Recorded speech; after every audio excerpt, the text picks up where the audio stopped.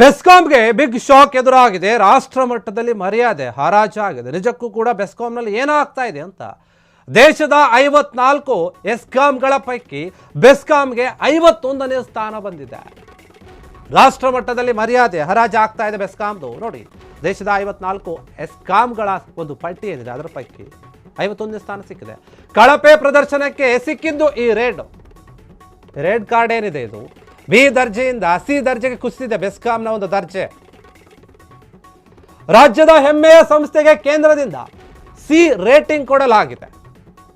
ಬೆಂಗಳೂರು ಬೆಸ್ಕಾಂಗೆ ಈಗ ನಷ್ಟದ ಮೇಲೆ ನಷ್ಟ ಆಗ್ತಾ ಇದೆ. 100ಕ್ಕೆ ಸಿಕ್ಕಿದ್ದು ಕೇವಲ 12.44 ಅಂಕ ಮಾತ್ರ. ಪಾತಾಳಕ್ಕೆ ಕುಸಿದಿದೆ ಬೆಸ್ಕಾಂ ಕಾರ್ಯಕ್ಷಮತೆ. ಹಾಗಾದ್ರೆ ಏನಿದು ವರದಿ ಅಂತ, ಯಾಕೆ ಇರ್ತಾರ ಅಂತ ಕೇಂದ್ರ ವಿದ್ಯುತ್ ಸಚಿವಾಲಯ 14ನೇ ವಾರ್ಷಿಕ ರೇಟಿಂಗ್ನಲ್ಲಿ ಬಯಲಾತಿ ಎಲ್ಲವೂ ಕೂಡ ಅಸಲಿ ಒಂದು ಮುಖವಾಡ. ನೋಡಿ, ಕಳೆದ ಬಾರಿ 34ನೇ ಸ್ಥಾನದಲ್ಲಿದ್ದಂತಹ ಬೆಸ್ಕಾಂ ಇದೀಗ 51ನೇ ಸ್ಥಾನಕ್ಕೆ ಕುಸಿದಿದೆ. ಬಿಲ್ಲಿಂಗ್ ದಕ್ಷತೆ, ವಿದ್ಯುತ್ ನಷ್ಟ ತಡೆಯುವಲ್ಲಿ ಬೆಸ್ಕಾಂ ಸಂಪೂರ್ಣ ಫೇಲ್ ಆಗಿದೆ. ರಾಜ್ಯದ ಯಾವ ಎಸ್ಕಾಂಗಳು ಕೂಡ ಟಾಪ್ 20ರಲ್ಲಿ ಇದುವರೆಗೂ ಕಾಣಿಸಿಕೊಂಡಿಲ್ಲ. ಕರ್ನಾಟಕಕ್ಕೆ ಭಾರಿ ಮುಖಭಂಗ ಆಗಿದೆ ಈ ವಿಚಾರದಲ್ಲಿ.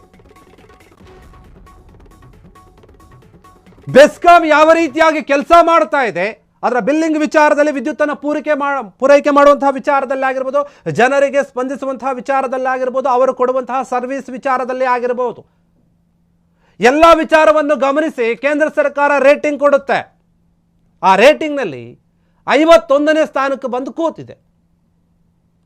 ದೇಶದ 54 ಎಸ್ಕಾಂಗಳ ಪೈಕಿ ಬೆಸ್ಕಾಂಗೆ ಸಿಕ್ಕಿರುವಂಥದ್ದು 51ನೇ ಸ್ಥಾನ. ಇನ್ನು ಸ್ವಲ್ಪ ತಿಂಗಳಿಗೆ ಹೋದ್ರೆ ಲಾಸ್ಟಿಗೆ ಬಂದು ಕೂಡುತ್ತೆ ಅಂತ ಅನಿಸುತ್ತೆ. ಅದರ ಕಾರ್ಯಕ್ಷಮತೆ ಆ ರೀತಿ ಆಗಿದೆ. ತುಂಬಾ ಕಳಪೆ ಮಟ್ಟದ ಪ್ರದರ್ಶನವನ್ನು ಮಾಡಿರೋದ್ರಿಂದ ಈ ಸ್ಥಾನ ಸಿಕ್ಕಿದೆ, ಈ ರೇಟಿಂಗ್ ಸಿಕ್ಕಿದೆ.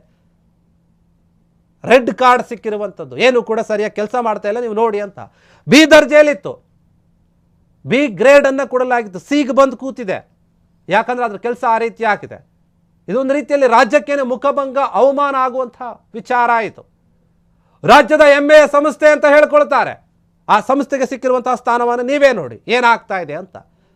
ಕೇಂದ್ರದಿಂದ ಸಿ ರೇಟಿಂಗ್ ಕೊಡಲಾಗಿದೆ. ಮಾನ ಮರ್ಯಾದೆ ಹರಾಜಾಗ್ತಾ ಇದೆ, ಬೆಚ್ಚಿ ಬೀಳಿಸ್ತಾ ಇದೆ ಬೆಸ್ಕಾಂ. ಸಾಲದ ಪುರಾಣ, ದೊಡ್ಡ ಮಟ್ಟದ ಸಾಲವನ್ನು ಮಾಡಿಕೊಂಡಿದೆ ಬೆಸ್ಕಾಂ. 22,611 ಕೋಟಿ ರೂಪಾಯಿಯಷ್ಟು ಸ್ಥಾಯಿ ಸಾಲವನ್ನು ಹೊಂದಿದೆ ಬೆಸ್ಕಾಂ. ಒಟ್ಟು ಸಂಚಿತ ನಷ್ಟ ನೋಡಿ 13,819 ಕೋಟಿ ಅಂತ ಹೇಳ್ತಾ ಇದ್ದಾರೆ. 2025ರ ಸಾಲೊಂದರಲ್ಲಿ 5,476 ಕೋಟಿ ನಷ್ಟ ಆಗಿದೆ. ಸಾಲದ ಸುಳಿಯಲ್ಲಿ ಸಿಲುಕಿದೆಯೇ ಈ ಸಿಲಿಕಾನ್ ಸಿಟಿಯ ವಿದ್ಯುತ್ ಶಕ್ತಿ ಎನ್ನುವಂತಹ ಪ್ರಶ್ನೆ ಇದೆ. ಬೆಸ್ಕಾಂ ಪರವಾಗಿಲ್ಲ, ಬೆಸ್ಕಾಂ ಯಾಕೆ ಕಳಪೆ ಎನ್ನುವಂತಹ ಪ್ರಶ್ನೆ ಇದೆ. ಮಂಗಳೂರಿನ ಮೆಸ್ಕಾಂ 26ನೇ ಸ್ಥಾನದಲ್ಲಿದ್ದರೆ ರಾಜ್ಯದಲ್ಲೇ ಬೆಸ್ಟ್ ಅಂತ ಅನಿಸ್ಕೊಳ್ತಾ ಇದೆ. ರಾಜಧಾನಿಯ ಬೆಸ್ಕಾಂ ಮಾತ್ರ ದೇಶದ ಅತ್ಯಂತ ಕೆಳಮಟ್ಟದ ಪಟ್ಟಿಯಲ್ಲಿ ಕಾಣಿಸ್ಕೊಳ್ತಾ ಇದೆ. ನಿರ್ವಹಣಾ ದಕ್ಷತೆ ಮತ್ತು ಆಡಿಟ್ ವರದಿಯಲ್ಲಿ ಬೆಸ್ಕಾಂಗೆ ಮುಖಭಂಗ ಆಗಿದೆ. ಬೆಚ್ಚ ಬೀಳಿಸ್ತಾ ಇದೆ ಈ ಬೆಸ್ಕಾಂನ ಸಾಲದ ಪುರಾಣ. ಎಷ್ಟು ದೊಡ್ಡ ಮಟ್ಟದ ಸಾಲ ಮಾಡಿದೆ, ಯಾವ ರೀತಿಯಾಗಿ ಕೆಲಸ ಮಾಡಿದೆ ಅಂತ ನೋಡಿ. ಎಷ್ಟು ನಷ್ಟ ಆಗಿದೆ, 22,611 ಕೋಟಿ ರೂಪಾಯಿಯಷ್ಟು ಸಾಲ ಮಾಡ್ಕೊಂಡಿದ್ದಾರೆ. ನಷ್ಟ ಆಗಿರೋದು 13,819 ಕೋಟಿ ರೂಪಾಯಿ ಆಗಿದೆ. 2025 ನಾವು ನೋಡೋದಾದ್ರೆ ನಷ್ಟ ಆಗಿರುವಂಥದ್ದು ಎಷ್ಟಂದ್ರೆ 5,000 ಚಿಲ್ಡ್ರ ಕೋಟಿ ಆಗಿದೆ. ದೊಡ್ಡ ಮಟ್ಟದ ಸಾಲವನ್ನು ಮಾಡ್ಕೊಂಡಿದೆ ಮೆಸ್ಕಾಂಗಿಂತಲೂ ಬೆಸ್ಕಾಂ ಏನಿದೆ ತುಂಬಾ ನಷ್ಟ ಆಗ್ತಾ ಇದೆ. ತುಂಬಾ ಕಳಪೆಯ ಒಂದು ಕೆಲಸವನ್ನು ಮಾಡಿಕೊಳ್ತಾ ಇದೆ. ಆಡಿಟ್ ವಿಚಾರದಲ್ಲಿ ಎಲ್ಲವೂ ಕೂಡ ಬಯಲಾಗಿದೆ. ಏನೇನು ಆಗ್ತಾ ಇದೆ, ಏನೇನಿಲ್ಲ, ಎಷ್ಟು ಸಾಲವನ್ನು ಮಾಡಿಕೊಂಡಿದೆ, ನಿಜವಾಗಿಯೂ ಕೂಡ ಕೆಲಸವನ್ನು ಮಾಡ್ತಾ ಇದೆಯಾ. ಸರ್ಕಾರಕ್ಕೆ ಆದಾಯವನ್ನು ತಂದುಕೊಡಬೇಕಾದಂತಹ ಒಂದು ಸಂಸ್ಥೆ ಸರ್ಕಾರಕ್ಕೆ ನಷ್ಟವನ್ನು ಉಂಟು ಮಾಡ್ತಾ ಇದೆ. ದೊಡ್ಡ ಮಟ್ಟದ ನಷ್ಟ ಇದು. ಅಷ್ಟೇ ಅಲ್ಲ, ಅವಮಾನ ಆಗುವಂತಹ ವಿಚಾರ. 51ನೇ ಸ್ಥಾನಕ್ಕೆ ಬಂದು ಕೂತಿದೆ. ಬೆಸ್ಕಾಂಗೆ ಹೋಲಿಸಿದ್ರೆ ಬೆಸ್ಕಾಂ ಏನು ಕೂಡ ಇಲ್ಲ. 22,611 ಕೋಟಿ ರೂಪಾಯಿ ಸಾಲ ಮಾಡ್ಕೊಂಡಿದೆ ಅಂತಂದ್ರೆ ಅದನ್ನ ಯಾರು ತೀರಿಸ್ತಾರೆ, ಯಾವಾಗ ಮುಗಿಸ್ತಾರೆ ಇವರು ಅಂತ ಇದನ್ನು ಗಮನಿಸಬೇಕಾಗುತ್ತೆ. ಯಾವ್ಯಾವ ಇಲಾಖೆಯಲ್ಲಿ ಏನೇನಾಗ್ತಾ ಇದೆ, ಎಷ್ಟು ಸಾಲ ಮಾಡ್ಕೊಂಡಿದ್ದಾರೆ, ಅದನ್ನ ಜನರ ಮೇಲೆ ಯಾವ ರೀತಿಯಾಗಿ ಹೊರೆ ಹಾಕ್ತಾರೆ. ನಾವು ಗಮನಿಸಿದ್ವಿ, ಕರೆಂಟ್ ಬಿಲ್ಲನ್ನು ಜಾಸ್ತಿ ಮಾಡಿಬಿಟ್ರೆ ಆಯ್ತಲ್ಲ ಬರುತ್ತೆ ಅನ್ನುವಂಥ ಮೈಂಡ್ ಸೆಟ್ ಇರುತ್ತೆ ಅಂತ ಅನಿಸುತ್ತೆ. ಬರೀ 2025ರಲ್ಲಿನೇ 5,476 ಕೋಟಿ ರೂಪಾಯಿ ನಷ್ಟ ಆಗಿದೆ. ಸಾಲದ ಸುಳಿಯಲ್ಲಿ ಸಿಲುಕೊಂಡು ಒದ್ದಾಡ್ತಾ ಇದೆ.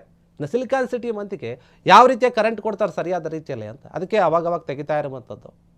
ಮೆಸ್ಕಾಂ ನೋಡಿ ಅದು ಒಂದು ಒಳ್ಳೆಯ ಸ್ಥಾನದಲ್ಲಿನೇ ಕೆಲಸ ಮಾಡ್ತಾ ಇದೆ ಅನ್ಸುತ್ತೆ. ಅದಕ್ಕೋಸ್ಕರ ಮಂಗಳೂರಿಂದು 26ನೇ ಸ್ಥಾನದಲ್ಲಿದೆ ರಾಜ್ಯದಲ್ಲಿ. ಓಕೆ, ಕರ್ನಾಟಕಕ್ಕೆ ಒಂದು ರೀತಿ ಹೆಸರು ತಂದು ಕೊಟ್ಟಿದೆ ಅಂತ ಹೇಳ್ಬೋದು. ಇದನ್ನು 26ನೇ ಸ್ಥಾನ ಎಲ್ಲಿ, 51ನೇ ಸ್ಥಾನ ಎಲ್ಲಿ? ಬಿ ಇಂದ ಸಿಗೆ ಬಂದು ಎಳೆದುಬಿಟ್ಟಿದೆ. ಇದರಿಂದಾನೇ ಬೆಸ್ಕಾಂಗೆ ಮುಖಭಂಗ ಆಗ್ತಾ ಇದೆ, ರಾಜ್ಯಕ್ಕೂ ಕೂಡ ಅಷ್ಟೇ. ಬೆಸ್ಕಾಂ ಮಾತ್ರ ದೇಶದಲ್ಲಿ ಏನಾಗ್ತಾ ಇದೆ ಅದರ ಕೆಲಸವನ್ನು ಸರಿಯಾಗಿ ಮಾಡ್ತಾ ಇಲ್ಲ ಅನ್ನುವಂಥ ವಿಚಾರ ಇದೆ. ಹೀಗಾಗಿ ಈ ವಿಚಾರವಾಗಿ ಏನಾಗ್ತಾ ಇದೆ ಅಂತಂದರೆ ಇನ್ನಷ್ಟು ತನ್ನ ಕೆಲಸವನ್ನು ಸರಿಯಾಗಿ ಮಾಡಬೇಕು, ಆನಂತರ ಮೇಲಕ್ಕೆ ಬರಬಹುದು. ಅಂದರೆ ಕ್ಷಣ ಕ್ಷಣದ ಸುದ್ದಿಗಳಿಗಾಗಿ ಫ್ರೀಡಂ ಟಿವಿ ಸಬ್ಸ್ಕ್ರೈಬ್ ಮಾಡಿ, ಲೈಕ್ ಮಾಡಿ ಹಾಗೂ ಫಾಲೋ ಮಾಡಿ. ಹೊಸ ಸುದ್ದಿಗಳ ನೋಟಿಫಿಕೇಶನ್ಗಾಗಿ ಬೆಲ್ ಐಕಾನ್ ಮೇಲೆ ಕ್ಲಿಕ್ ಮಾಡಿ.